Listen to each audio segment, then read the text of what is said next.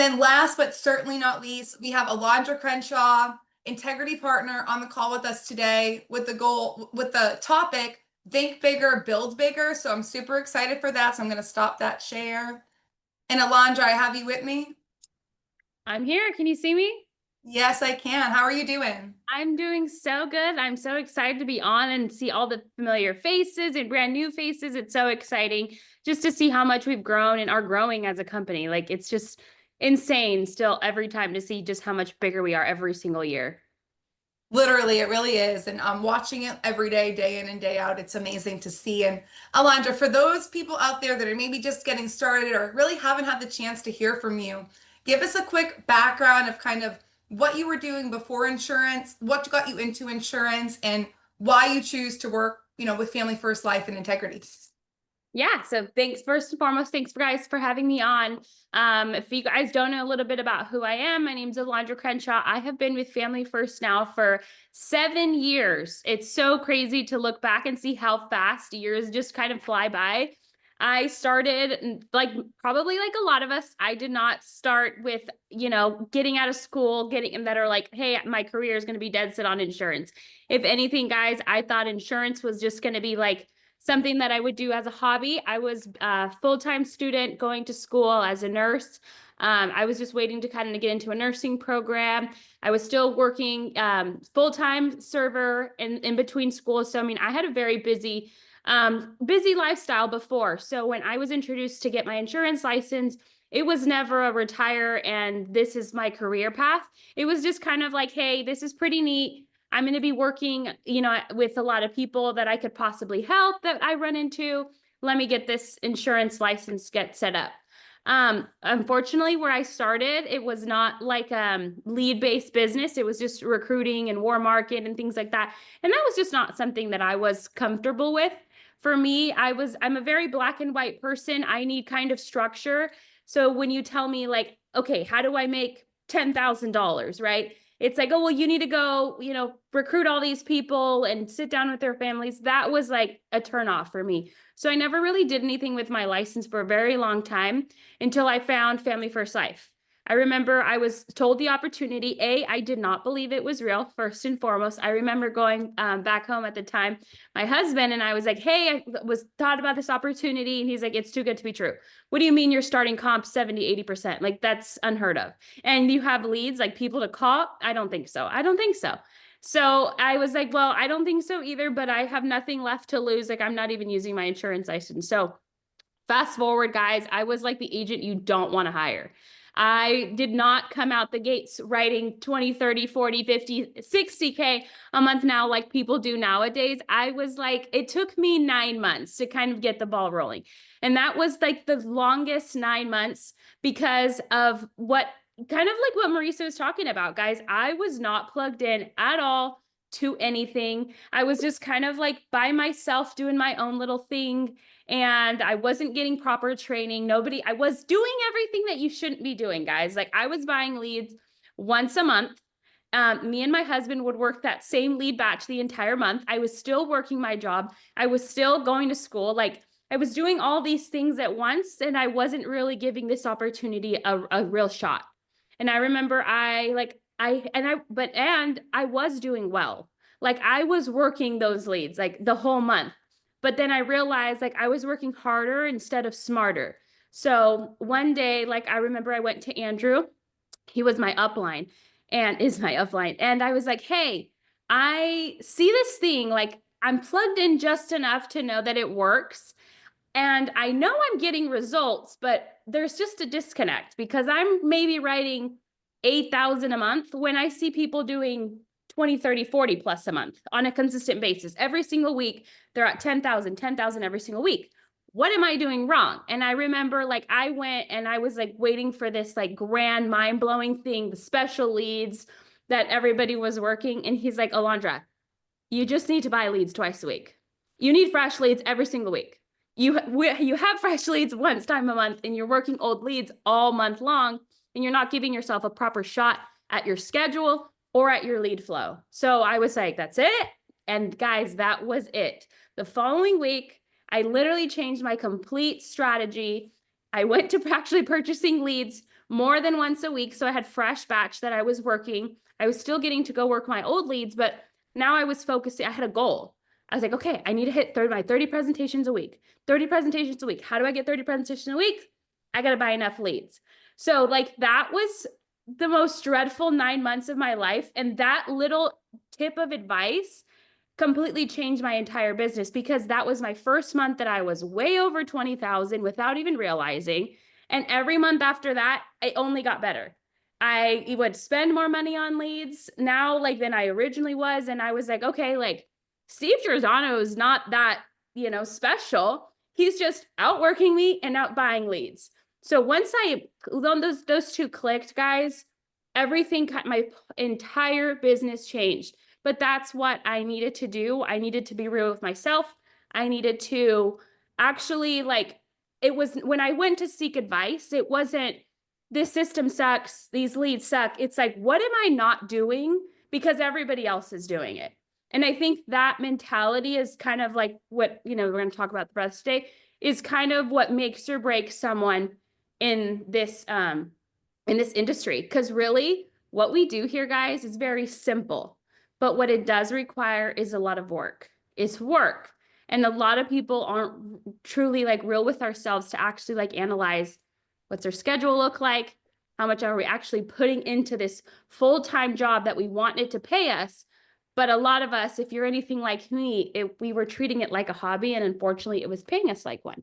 So that was a lot, but I kind of just really wanted to share that with a lot of people, because of those that are maybe in that position, I'm here to tell you, like, guys, you're sticking around here long enough, you'll do very, very well.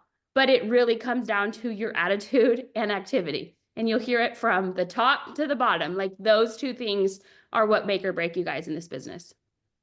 Absolutely. And thank you so much for sharing just a bit of your background, and kind of also how, like, I think sometimes people don't understand, like, even the great people in this industry stumbled their way through in the beginning. And it's just so important to recognize that. And I too, Alondra, was there with like, how do I make it happen? And it all came back to leads and work. And guys, we hear that same story all the time. What changed? Well, I just bought more leads and I worked more. And it's like, again, it's not magic. It's not because someone's necessarily better than you or their skill is, but what will happen when you have enough leads in front of you is you'll have enough presentations, you'll have enough activity, and it's going to yield you that result that you've been looking for within the business. But if you keep starving your business, you're never going to get there. So, Alondra, thank you so much for opening up with such a strong message. I appreciate you. Now, as we kind of walk through this business, I feel like, like our definition, if you will, of success, so to say, kind of changes, if you will, right? So you kind of talked a little bit about it, but how do you define success now compared to when you first started as like a brand new agent? I think it definitely changes. Like, I mean, if I was not, maybe a lot of you guys aren't in this position. I never really came into this wanting to build an agency or help other people. Selfishly, I was very selfish. Like, I was just like, I just need to make sure this thing works. And I think I was very scared to recruit help to other people. And very quickly, I realized that, like, I was being selfish. It's hurting other people, because that's truly, I think, what, not on top of the selling, I think that's what kind of fulfills me the most, is when I start seeing other agents win at a high level, people that have been brought onto the business that I think about. Like, I guess that's where I kind of like, I get emotional about it, because I'm like, dude, all these people that we work with would not be in their situations that they're in had we not shared the opportunity, had this opportunity not been present to them. So now that's just kind of how I gauge success, is just like, how hard are you winning, and how much are the people around you winning?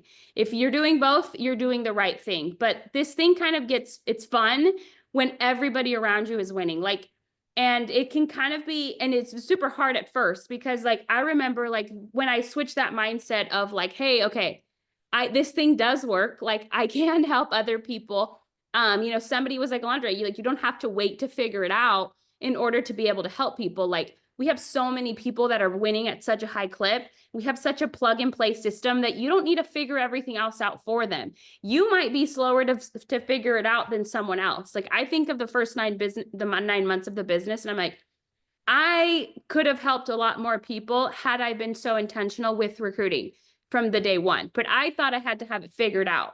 And now I realize it's like, the more you do this, no, you don't need to. And you're able to help more people by sharing the opportunity. And I always was just like, it kind of works both hand in hand. Because when you start sharing the opportunity with other people, you start realizing that you take this business more serious, because now people are counting on you, they're watching you. So it's just kind of like it's like a positive effect. Like I can't let them down subconsciously. It's just kind of like, if I don't show up, like they're not going to show up. Like, how can I tell them to go do this if I'm not doing this? So it really, like, I feel like recruiting and selling comes like hand in hand.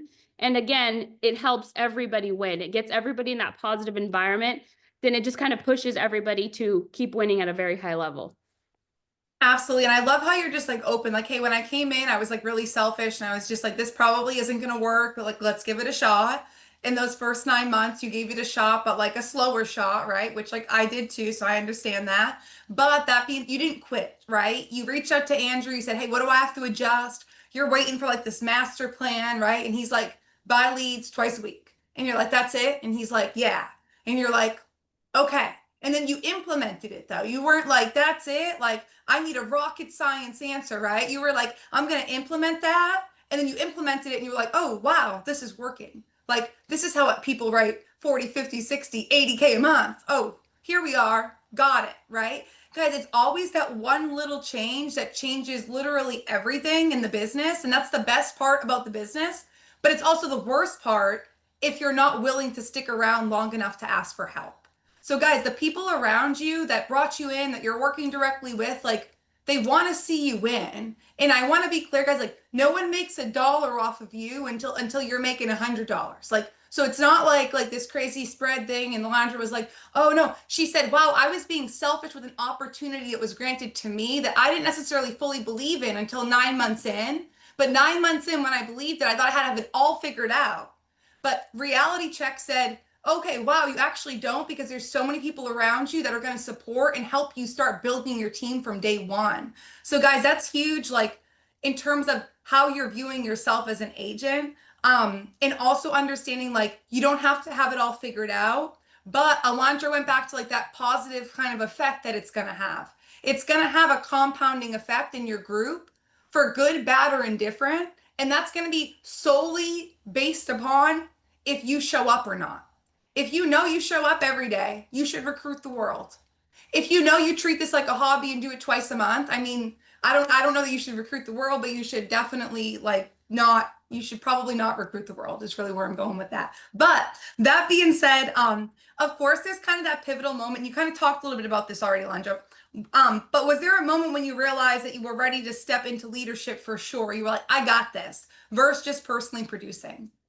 Yeah, I think very quickly, like it honestly kind of happened like without me even thinking about it. Like for me, I didn't really have like the discipline of like actually being my own boss. Like I came from coming to a 9 to 5, like everything in my life was structured by kind of someone else, not really myself. So by the time like you get to actually control like your schedule, it can kind of be a dangerous slope. So like I really had to train myself to get that stamina, to be up early, working on the phones, like having my schedule all planned out. So for me, I kind of tied it to my personal life and I'm like, okay, one thing that really helped me be really disciplined in the gym is I would have to go to the gym and post on social media that I was at the gym. So I was like, what if I apply that same little nugget into this business? So for me, I was like, I'm going to start doing that. I started posting on social media every single day when my day started, when I was at the office, when I was meeting with clients, after appointments, like after all my sales, I was just kind of posting it all over my stories. It looked like one of those little, like you can just click right on through on all my stories. I wasn't thinking that I was doing it to recruit people. I was doing it for myself. But what I didn't realize is other people were watching me because I was so consistent. I didn't think about it. I was like, mentally, I'm like, people are watching me to wait and see if I'm going to quit if I take this thing seriously. And that was enough for me to like, I need to show up every single day and do the same thing so people know that I'm still doing this. I didn't realize that that made people interested. Actually, like, okay, she's still doing that thing. She is serious about this opportunity. And that's kind of where I stumbled across recruiting. because I had a lot of people reach out, and it kind of made it easier on me because I am a very introverted person. I'm not a very common, was not very common for me to just reach out to someone and share the opportunity. Like, it takes me a minute to kind of warm up to somebody and then feel comfortable to ask them. But because I was doing those actions, I was kind of leaving the door wide open for my DMs. And that's kind of where it all started for us in building. I had a lot of people that saw that I was super consistent. So they were like, hey, are you still doing, like, how does that work? Explain to me. So I was able to have conversations with people, share a little bit about what my day looks like. They already are seeing it. So it's true. They're watching me and they're like, okay, if it's true, like, if you can show me your bank account, like, if it's actually what's actually what you're posting is actually being deposited, like, I'll come give this a shot. Like, send me the overview video. So that's just kind of how I accidentally started recruiting, just with my own personal introverted tendencies that I had. And then after that, guys, like, I saw how quickly this thing kind of expands exponentially. And then other people start doing it. And then out of nowhere, you have like a whole army of people that are just have the same goal. They just want a better lifestyle.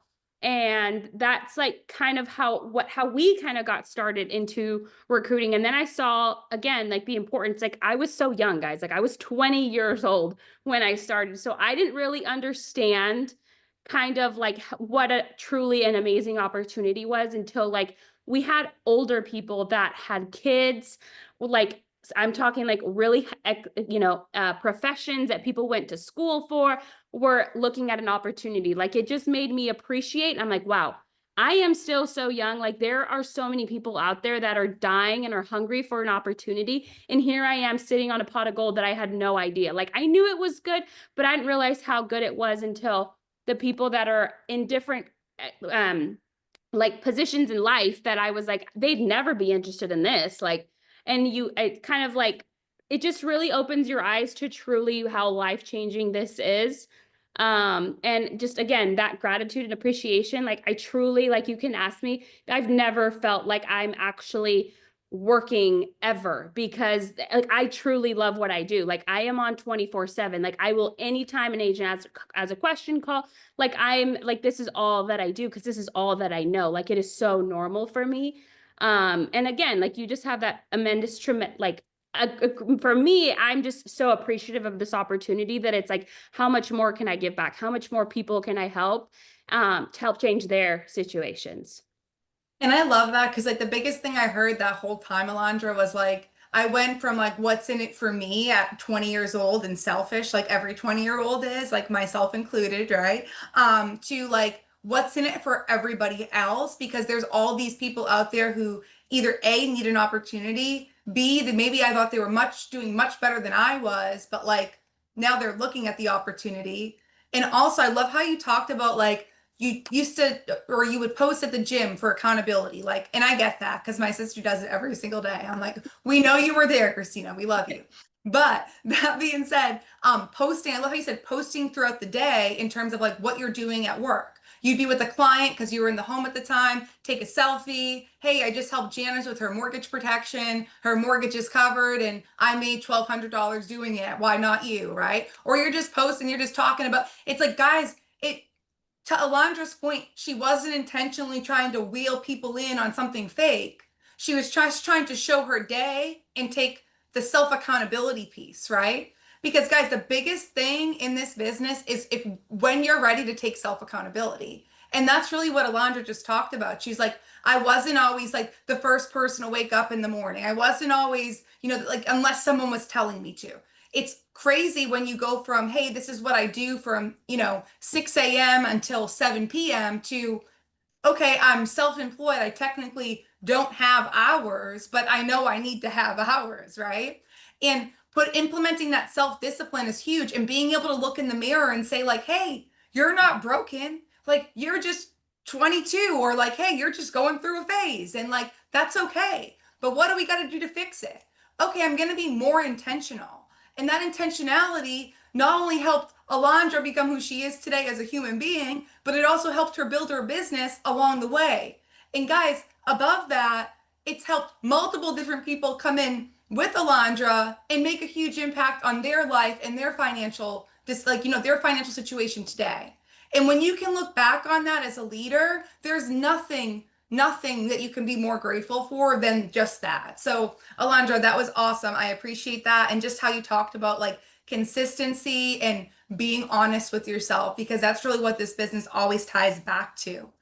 Now you talked about personally producing, you're posting, you're out and about, you got a lot going on.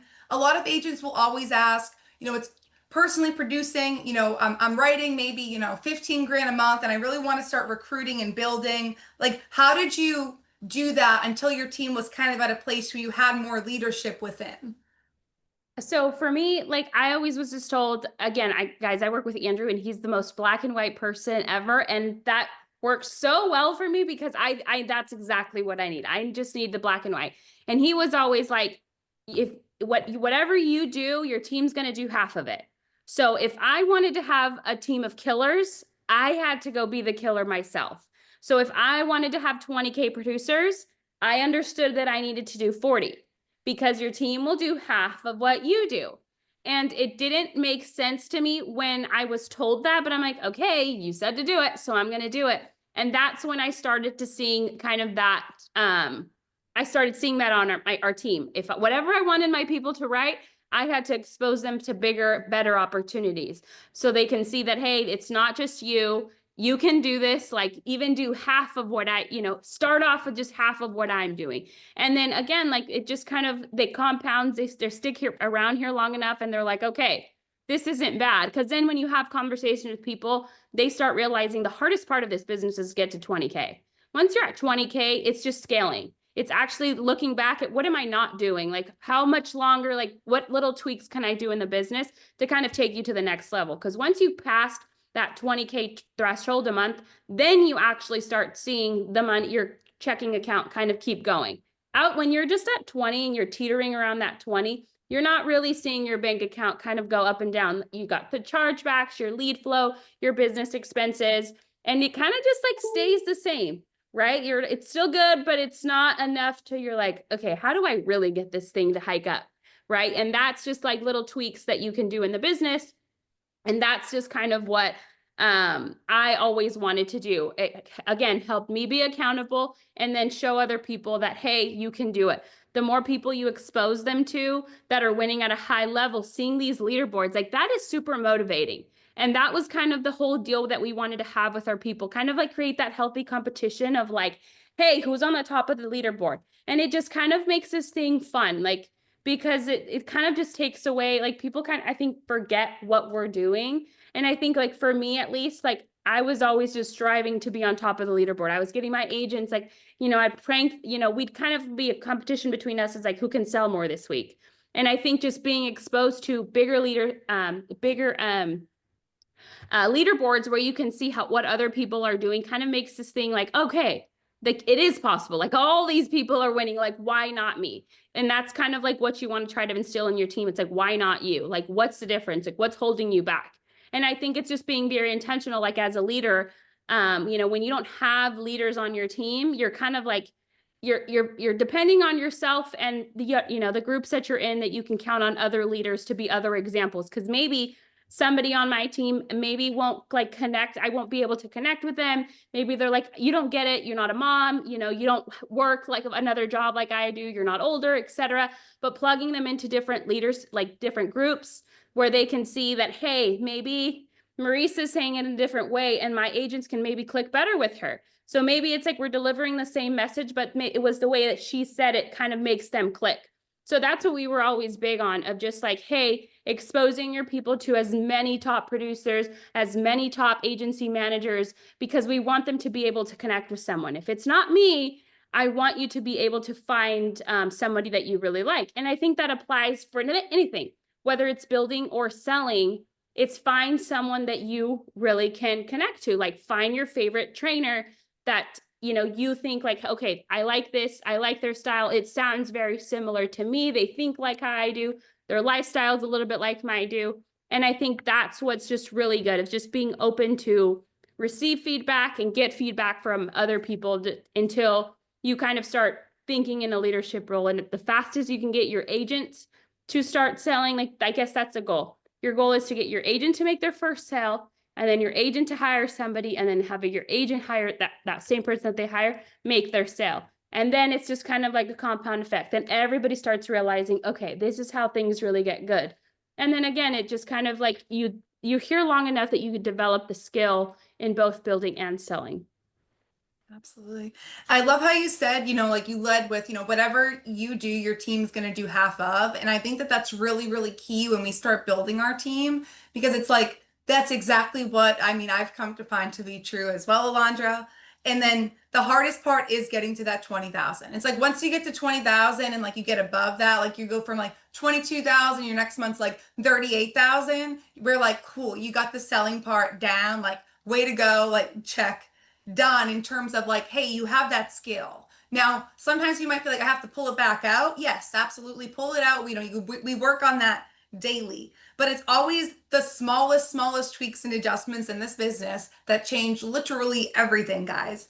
And I love how you said too, because I think a lot of times, Alondra, people will hire somebody and they'll be like, that's my direct agent, right? And it's like, okay, everybody, we all have a direct upline on a piece of paper, and like I love mine, all right? But that being said, guys, it's like that's not who you're married to, okay? Well, like what we mean by that is like in my personal and Alondra's personal opinion, like we think it's great. And so does the company, by the way. The whole FFL is built off of we talk to other people, right? Like if, as an example, Alondra hired me today and I was like, well, I really think I might resonate with Jamie Euphemia. It's like she's gonna be like, let me connect you with Jamie, and she's gonna tell, like, it's like that's just the culture of the company. So never have I ever, and Alondra, you can probably attest to this as well, got upset that like my direct agent was getting help from somebody who's doing just as good in the business or is where they want to be in the business. So it's like, guys, that's not stepping on toes. That's actually putting your agent in a vehicle to win. So like, be proud of that. If your agent's reaching up and out to the right people, like empower them to do that. Don't be like slighted. Like if somebody could train all of your agents to write 100,000 a month and build massive organizations, wouldn't you let them do it? Because like I would, right? Like, so it's like, guys, don't take things so personally. Just because your direct agent doesn't come to you for every single piece of advice doesn't mean that they don't like you, trust you, or want to be in business with you. It just means that they might be getting that advice from somebody else who they resonate with quite a bit more, to Alondra's point. But that all being said, now we often take times in this business, like you say, you're like, wow, 7 years, right? Like at the beginning of the call, 7 years, it flies by, and it definitely does, that's for sure. But looking back, what were some of like the key habits and disciplines, like as an agent, that have prepared you to take on a partnership with integrity?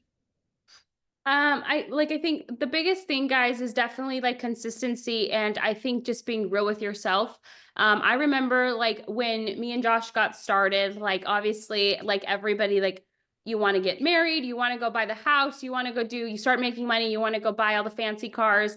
And I think one thing that really helped us, because I will be quite honest with you, the hardest part where I've seen a lot of agents like quit the business is like they their why wasn't strong enough to be able to combat their mentality. And what I'll say, like the hardest part in this business is your mentality, because we are getting told no, no, no's, like quite frankly a lot more times than we hear the yeses if your activity is where it should be. And I think for us, we always were very, at least like Josh kind of had a harder time. For me, I was very like, there is no plan B. Like once I started making money, I was like, I'm unemployable. Like I truly am unemployable. Like I'm going to be doing insurance for the rest of my life. So like anytime I would have a bad day, and I would have a lot of them, like I would go 0 for 8 in one day on a consistent basis, like throughout the week. And I think one thing that was always consistent, and I was always like, the field owes me. The field owes me, like I'm gonna get compensated so well when this little dry spell is up. All I can do is just reset my mind. You're going to be better. Like it maybe just wasn't the right day, or etc. And I think that mindset is just kind of what kept me going. I would literally trick my mind. I would have a full day. Like I can go 8 for 8 and I could sell every single home. And I was like, okay, sister, you're back to zero tomorrow. Like it doesn't matter what you did yesterday, you're back to zero. So every day I kind of treated it as like I'm back to zero. I never allowed myself to get too high or too low because I was just wanting to run the numbers. Like I was just focusing on hitting my appointment count. A rest will handle. At the end of the month, when I check my bank statements, like everything will work out. All like I will have enough money to pay for the lead bill that's on auto order every single week, like enough to cover my chargebacks. I just have to focus on my attitude and my activity. And when I did those things, it was just kind of very easy to get going. Josh, on the other hand, was the opposite. He was like, I'm the type of person, like, I need to be listening to podcasts. I need to keep myself up. I need, he needed to do all that. And he's like, and he wouldn't call me sometimes. And then when we were out, and then he would call me, he's like, okay, I'm having a bad day. I just need you to help me snap out of it. Because he's like, I just need to kind of get it off my chest and I can keep kind of getting going. And when I mentioned that, because Josh wasn't calling somebody who wasn't selling at a high level. He was calling someone who was selling just as much, if not more. And that's just kind of a thing that a lot of people tend to do that kind of start weeding out of the business is they start associating themselves with people that are not where they want to be. And for me, very early on, I was told that copy the people that are where you want to be. So only take advice from people that are where you want to be. The first 9 months of the business, guess what I did? I talked to everybody. It didn't matter who they were. Oh, you're part of FFL. My next question should have been, how much do you sell? It was never, how much do you sell? It was like, oh, what leads are you working? Oh, are not, how do they work? And I would listen to everybody's sob stories about why this business wasn't working for them. And it would maybe kind of turn me off from like trying different lead vendors, trying different schedules or etc. Maybe switching up what I was already doing that was working. And that's when I realized when I started taking advice from people that were selling at a high level, and I'm like, this is completely different conversations. Like it was just like, hey, what are you doing to kind of take you from here to here? What are, it was never negative conversations that we were always having. It was just challenging, like, hey, what are you at for the week? Or, how's your day going so far, etc. Like, what are objections that you had today that you didn't close? Like those were our conversations that we were having, and it was never, never negative. Like in this business, the moment you start being a tad bit negative, you're going to go down a slippery slope. You're going to go down. So you have to like trick your mindset into being like a badass. And every day, like Josh is like, you're insane. Like I'd walk out the door. I'm like, I'm going to write 10K today.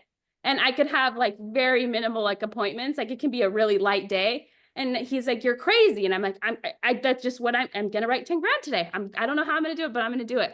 And guys, like, I feel like that energy is kind of like, it carries it into your tonality in the home, your confidence with your client. And like, sure enough, there'd be days that I'd sell 10 grand. He's like, how did you do this? I'm like, I have no idea.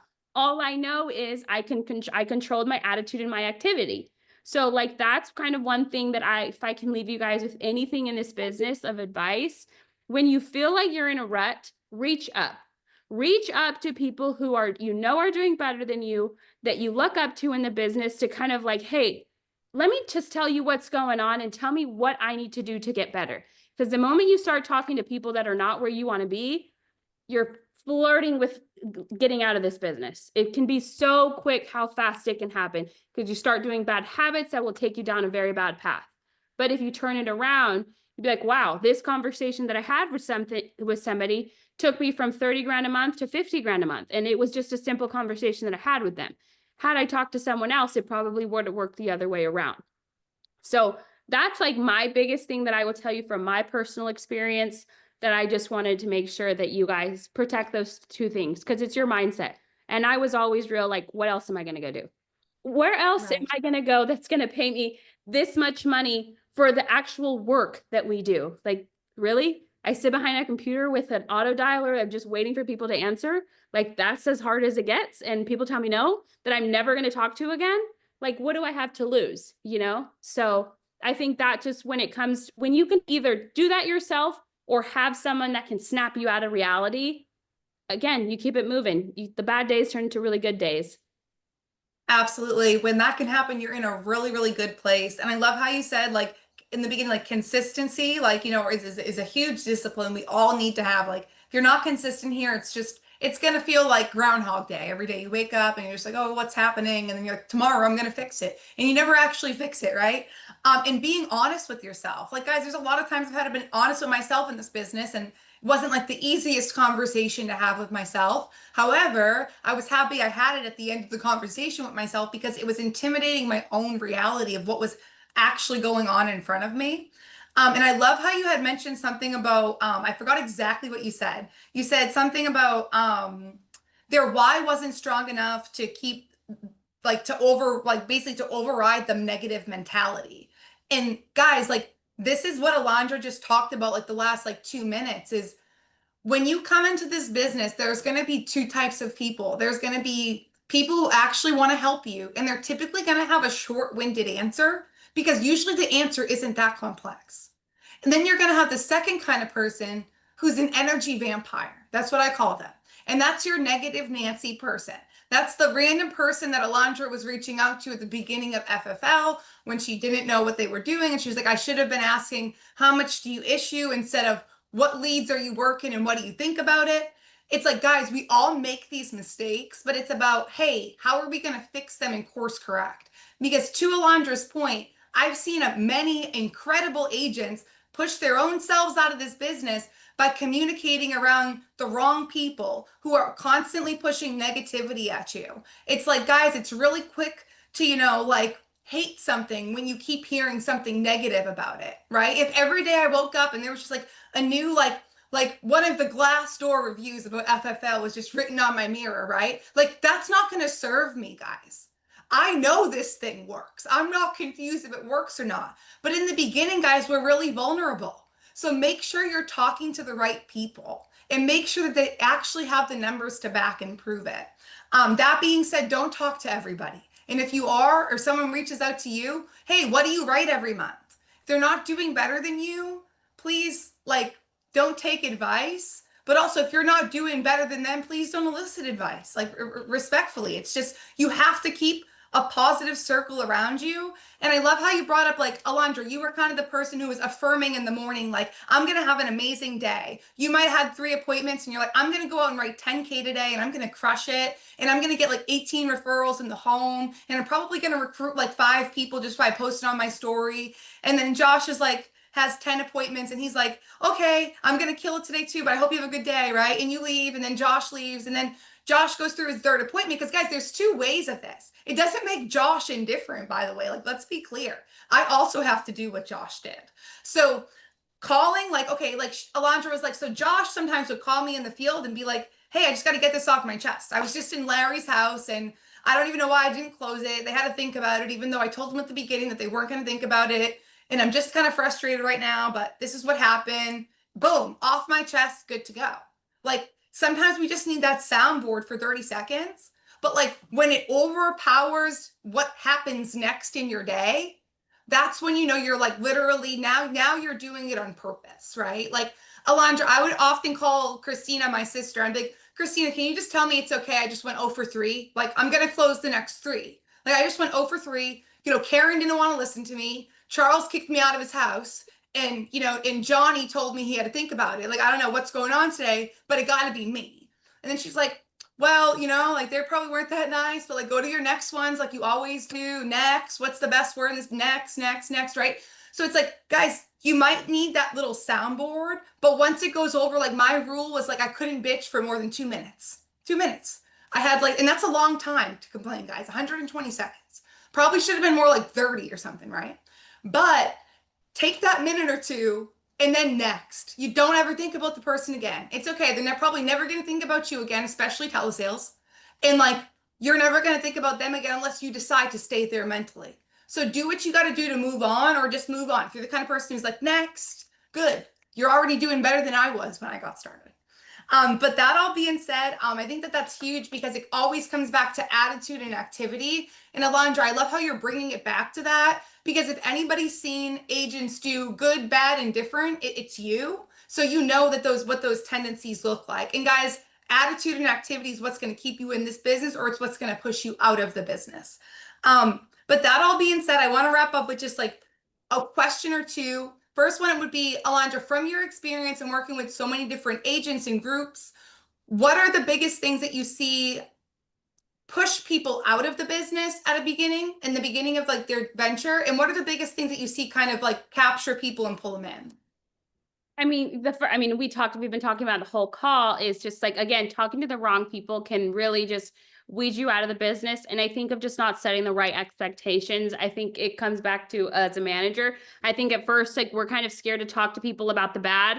I think we only talk about the good and we don't talk about the bad.